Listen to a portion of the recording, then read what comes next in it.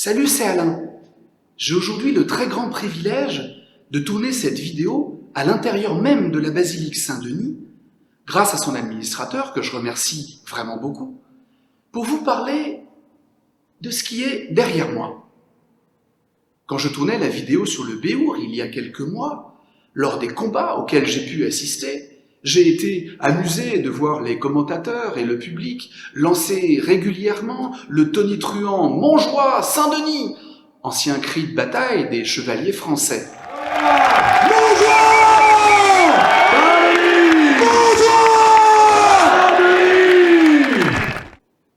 Mais au fait, ce cri, d'où vient-il? Que signifie-t-il? Et Montjoie, ça veut dire quoi?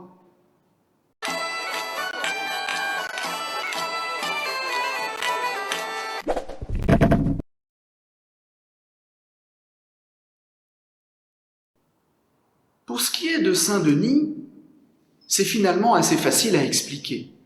C'est le protecteur particulier des rois de France, depuis Dagobert au 7e siècle. Oui, je parle bien de Dagobert Ier, celui de la chanson, qui n'a en vrai jamais mis sa culotte à l'envers. Mais ça, c'est une toute autre histoire. Saint-Denis, donc, devient progressivement le patron du royaume de France tout entier. Et c'est donc assez logique qu'on cherche à se mettre sous sa protection directe, en l'invoquant avant la bataille. En fait, ce n'est réellement qu'au XIIe siècle, sous Louis VI, que le Montjoie Saint-Denis devient le cri de ralliement des chevaliers français. Mais il faut relier ça à d'autres événements qui surviennent à la même époque. Au même moment, sous l'impulsion de Suger, abbé de Saint-Denis, en banlieue parisienne, plusieurs actions sont entreprises pour mettre en valeur le saint et à travers cela, évidemment, l'abbaye elle-même. Transformation de la petite église carolingienne de l'abbaye en un magnifique édifice d'un style révolutionnaire pour l'époque et qu'on appellera bien plus tard gothique. Conservation à Saint-Denis des régalias, ces emblèmes de la royauté, couronne, sceptre, épée, main de justice, et qui sont utilisés pour le sacre des rois de France, obligeant ainsi les rois à venir les chercher avant le sacre à Reims, et donc à se mettre à cette occasion sous la protection de Saint-Denis. Conservation également à l'abbaye de l'oriflamme de Saint-Denis, et sur laquelle justement sont inscrits les mots « Montjoie Saint-Denis », et qui, comme les régalias, doit être récupéré à l'abbaye par tout roi désirant partir en guerre.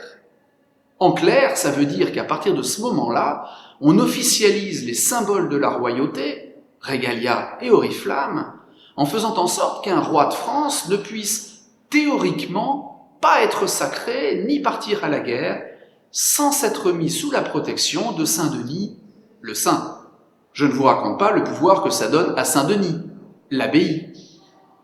En fait, cette oriflamme, qu'une légende dit avoir été donnée à Charlemagne par le pape Léon III, n'est véritablement levée pour la première fois que par Louis VI en 1124. Entendons-nous bien, elle est l'héritière, évidemment, de toutes les bannières que les armées de France et de Gaule ont levées avant de partir à la bataille. Mais l'oriflamme de Saint-Denis, en tant que telle, date du XIIe siècle, très vraisemblablement en même temps que le cri « Montjoie Saint-Denis » des chevaliers français. En effet, c'est en 1160, dans le couronnement de Louis, une chanson de gestes anonyme mettant en scène Guillaume d'Orange, Charlemagne et son fils Louis, le futur Louis le Pieux, qu'apparaît pour la première fois la formule « Montjoie et Saint-Denis ». Et c'est précisément l'époque où l'abbé Suger, comme on disait à l'instant, donne à l'abbaye de Saint-Denis une énorme impulsion politique auprès des rois de France. Mais avant le XIIe siècle, quand l'oriflamme n'était qu'une bannière gauloise, gallo-romaine ou franque, et qu'elle ne faisait pas référence, évidemment, à un saint protecteur du panthéon chrétien, quel cri de guerre était donc associé? Eh bien, on criait juste « Montjoie » sans référence non plus ni à Saint-Denis, ni à aucun autre. Et ça se comprend d'ailleurs, quand on voit comment plein de gens ont gardé ce Montjoie en l'assortissant d'autres saints patrons que Saint-Denis, comme dans Montjoie-Saint-André, en Bourgogne, Montjoie Notre-Dame, chez les ducs de Bourbon, ou Montjoie Notre-Dame-Saint-Georges, pour la maison royale d'Angleterre. Il y a même Montjoie-Anjou, en Anjou évidemment. On voit donc clairement que d'autres que les rois de France ont juste décliné le cri d'origine et l'ont assorti de leur propre saint patron. Alors, d'où vient donc ce Montjoie? Là, l'explication est assez compliquée, d'autant plus que ce mot représente plusieurs choses. Il y a d'une part donc le cri de guerre, mais c'est aussi un nom propre, attribué à de nombreux lieux avec différentes orthographes. C'est enfin un nom commun qui désigne un tertre, une hauteur, mais aussi une sorte de calvaire au bord des chemins. Comment s'y retrouver dans tout ça? Pour ce qui est des toponymes, des collines et des calvaires, il y a sans doute des passerelles faciles à imaginer, qu'un tertre ou un tumulus ait pu donner son nom à un lieu-dit ou à un petit monument qu'on dresserait dessus pour le christianiser. Ok, mais ce qui nous intéresse vraiment, c'est l'origine de notre cri de guerre, qui est utilisé quand même 14 fois dans la chanson de Roland, version XIe siècle, mais qui apparaît dans des écrits dès 997 ou 998. Et le sens de Montjoie pour le tumulus pourrait très bien rejoindre celui du cri à travers son origine étymologique. Certains historiens ont vu un parallèle avec le mot joie, gaieté, bonheur. Au XIIIe siècle déjà, une chanson explique que crier Montjoie est un moyen pour les chevaliers de se donner de la joie. Cela pourrait être également l'évocation d'un mont de la joie qui aurait représenté, par exemple, le site du martyre de Saint-Denis, car il existe bien un lieu nommé Montjoie au nord de Paris. On retrouve bien là le lien entre le mot Montjoie et le nom de lieu dont on parlait à l'instant. Mais il semble que le lien avec Saint-Denis soit ici un peu forcé, surtout quand on sait qu'il est finalement assez tardif. En plus, Mont de la Joie, c'est du français moderne. Pour que ça ait du sens, il faudrait que les mots de l'époque soient proches, ce qui n'est pas le cas, avec le latin. Mont de la Joie, ça se dirait Mons Gaudi ou Mons Laetitia. Si certains défendent parfois cette hypothèse, beaucoup ne la considèrent que comme une mauvaise latinisation de mots plus anciens et la rejettent complètement. Personnellement, en ce qui me concerne, je n'aime pas cette idée. Je trouve même ça assez idiot, qu'on irait au combat en invoquant de la joie. J'imagine mal les guerriers francs, puis les chevaliers français, faire une sorte de « yoplaboum » avant la bataille. Même pour se donner du courage dans une sorte de méthode couée absurde.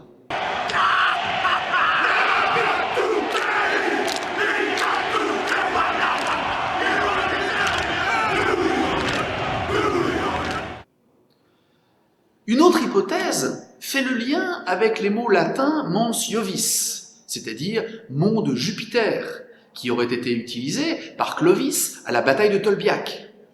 Mais on voit mal Clovis invoquer Jupiter, le dieu même de ses ennemis. Et en plus, les linguistes disent que mons Iovis, mons Ioé, mons Iovem, quelle que soit la manière dont on le décline, aurait donné plein de choses en français, de Montjeu à Montjou, Montjouet, mais pas Montjoie. En plus, quand on y associe un saint, ça paraît quand même passablement absurde d'imaginer qu'on invoque Saint-Denis et Jupiter en même temps, non? En fait, il y a une autre hypothèse développée par certains historiens et à laquelle je trouve personnellement beaucoup plus de sens. Au départ, un cri de guerre, ça sert à quoi? Mais sur la tête! Montjoie! Saint-Denis! Comme je disais tout à l'heure, plus qu'un moyen de se donner du courage, c'est un appel à l'aide. On invite ainsi Dieu ou une quelconque puissance surnaturelle à se joindre à la bataille à nos côtés. Bonsoir, Saint-Denis. Cela est vrai au Moyen-Âge, où existe également le cri « Dieu aide !» comme cela était vrai dans des temps plus anciens. Il paraît donc logique d'imaginer que Montjoie soit en fait tout simplement un appel à un protecteur plus ou moins divin. Déjà, c'est quelque chose qui a du sens par rapport au nom du tertre, aux petites collines, et par extension des noms de lieux, voire des monuments votifs. Si on considère qu'une Montjoie, ça a pu désigner une sorte de tumulus, une tombe, où aurait été enterré un ancien chef ou guerrier glorieux qu'il serait évident pour ses héritiers d'invoquer à la bataille.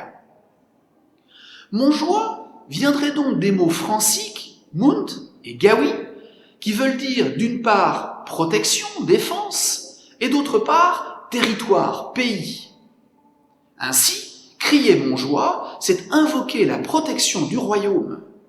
Cette protection divine, exercée par un dieu, un ancêtre tutélaire, inhumé dans un tumulus proche, ou un saint patron, s'exerce sur le guerrier ou sur l'armée, dans la mesure où eux-mêmes protègent le territoire. Protéger l'un, c'est protéger l'autre. Ce qui est amusant, c'est qu'on retrouve presque la même étymologie dans le nom du mythique premier roi des Francs, Pharamond. On retrouve le mot mont, munt, protection, et Phara, qui signifie la tribu. Pharamond, c'est le protecteur de la tribu, l'ancêtre tutélaire dont nous parlions. Il y a clairement la même logique dans l'invention du roi Pharamond et celle du cri Montjoie. Cette explication de certains historiens, qui n'est évidemment pas partagée par tous, ce serait trop simple, fait sens à mon avis. Et ce, d'autant plus qu'elle entre en résonance avec un objet qui est également un symbole de la protection du royaume, et où intervient le Montjoie. Je veux parler de l'épée de Charlemagne, la célèbre joyeuse. Comme l'oriflamme, cette épée est attribuée à Charlemagne alors qu'il n'a clairement jamais pu utiliser ni l'une ni l'autre. C'est dans la chanson de Roland, donc, où le cri Montjoie est souvent évoqué, qu'il est vraiment intéressant de relever le lien étroit entre le cri de guerre des Francs, l'oriflamme, bannière de Charlemagne, et Joyeuse, son épée. Et ce nom est donc tout sauf innocent, au contraire, il porte un énorme symbole, celui d'être l'épée, non de Charlemagne, le vieux roi des temps anciens, mais celui de toute la nation, si l'on peut l'appeler comme ça. Le nom de l'épée est ainsi hérité du vieux mot francique désignant le territoire, le royaume, comme Montjoie en fait. C'est intéressant parce que Charlemagne est alors un peu le protecteur du pays au Moyen-Âge. On parle de Saint Charlemagne.